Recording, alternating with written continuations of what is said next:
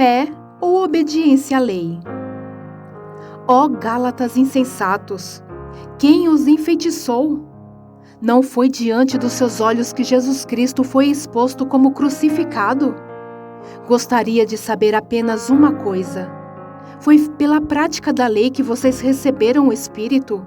Ou pela fé naquilo que ouviram? Será que vocês são tão insensatos que, tendo começado pelo Espírito, querem agora se aperfeiçoar pelo esforço próprio? Será que foi inútil sofrerem tantas coisas?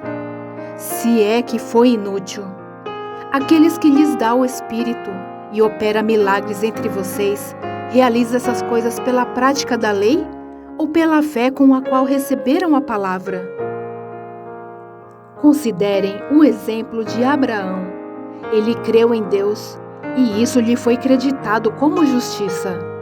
Estejam certos, portanto, de que os que são da fé, estes é que são filhos de Abraão. Prevendo a Escritura que Deus justificaria os gentios pela fé, anunciou primeiro as boas novas a Abraão. Por meio de você, todas as nações serão abençoadas. Assim, os que são da fé são abençoados junto com Abraão, homem de fé.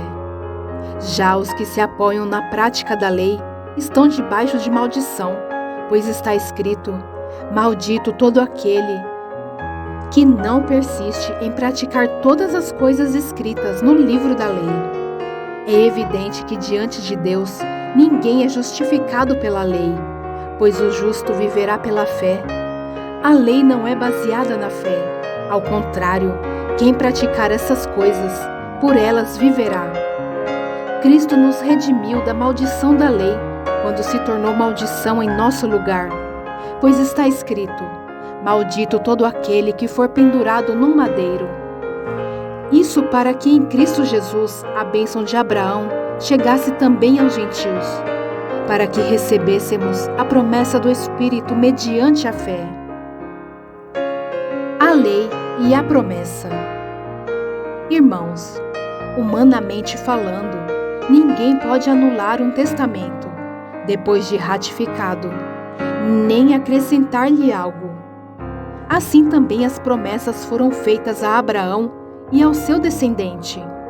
A Escritura não diz, e aos seus descendentes, como se falando de muitos, mas ao seu descendente, dando a entender que se trata de um só, isto é, Cristo.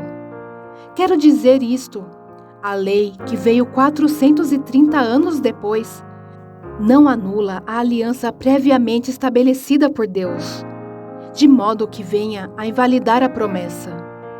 Pois, se a herança depende da lei, já não depende de promessa. Deus, porém, concedeu-a gratuitamente a Abraão mediante promessa. Qual era então o propósito da lei? Foi acrescentada por causa das transgressões, até que viesse o descendente a quem se referia a promessa, e foi promulgada por meio de anjos, pela mão de um mediador. Contudo, o mediador representa mais de um. Deus, porém, é um.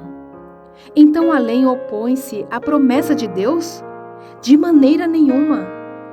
Pois, se tivesse sido dada uma lei que pudesse conceder a vida, certamente a justiça viria da lei. Mas a Escritura encerrou tudo debaixo do pecado, a fim de que a promessa, que é pela fé em Jesus Cristo, fosse dada aos que creem.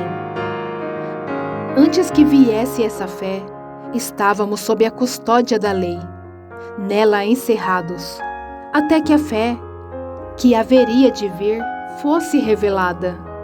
Assim, a lei foi o nosso tutor até Cristo, para que fôssemos justificados pela fé. Agora, porém, tendo chegado à fé, já não estamos mais sob o controle do tutor. Os filhos de Deus. Todos vocês são filhos de Deus mediante a fé em Cristo Jesus. Pois os que em Cristo foram batizados, de Cristo se revestiram. Já não há judeu nem grego, escravo nem livre, homem nem mulher, pois todos são um em Cristo Jesus. E se vocês são de Cristo, são descendência de Abraão e herdeiros segundo a promessa.